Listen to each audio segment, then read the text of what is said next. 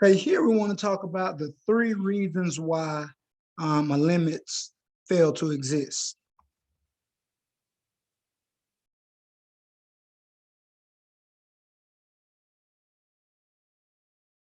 Three reasons why limits fail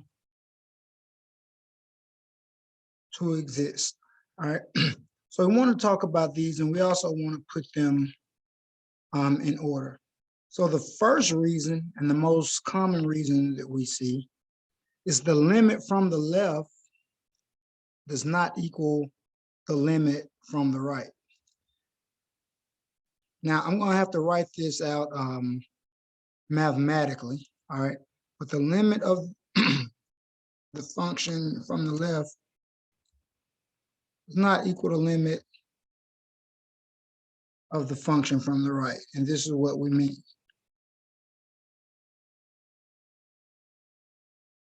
Like I said, we're going to write it out here.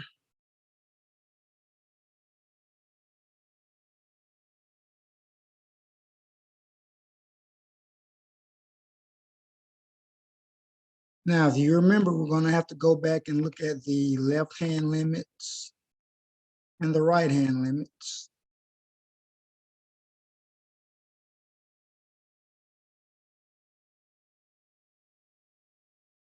But basically, it's like we said before,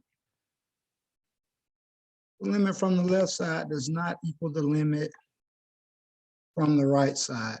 And we put this slash in here, and that means what? Does not.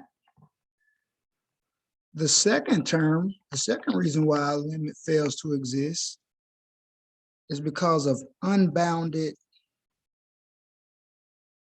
behavior. So basically that means when we're approaching infinity. Okay. And the third reason is oscillating behavior. All right. So now let's draw these in so we can get more of a visual representation of what we're talking about.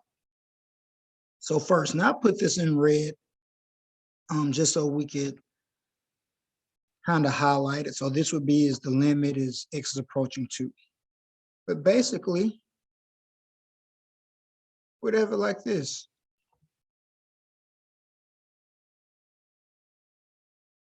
From the left side, the limit would go up to 3.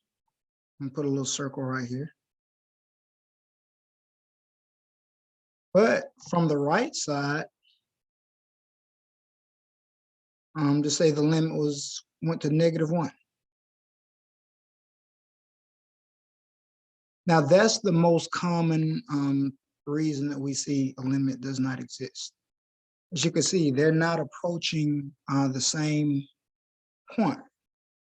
From the left side, the limit is going towards 3, up towards the 3, but from the right side, as we're approaching 2, it's going toward -1. Now, let's look at the second one. Let's look at unbounded behavior. As we're approaching, and I'm going to try to draw this curve as well as I can.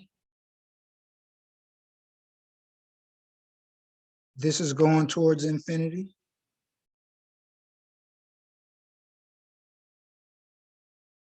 And I'll just do this as if we had an asymptote or something, because it can happen. It's unbounded. It's going towards infinity, negative infinity. Even if it were both going towards infinity, that's unbounded behavior. That can't happen. And the third thing would be oscillating behavior. Now, if we know, it's like if you go to the store, you can buy an oscillating tool that cuts wood, it goes back and forth. You can go buy an oscillating ceiling fan, oscillating fan. That would be the fan that moves back and forth from left to right. So we use the same terminology with limits. It would go, and as we approach,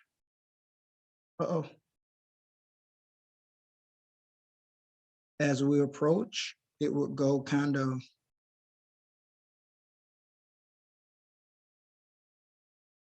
up and down. as we go towards 2. So that was be oscillating behavior.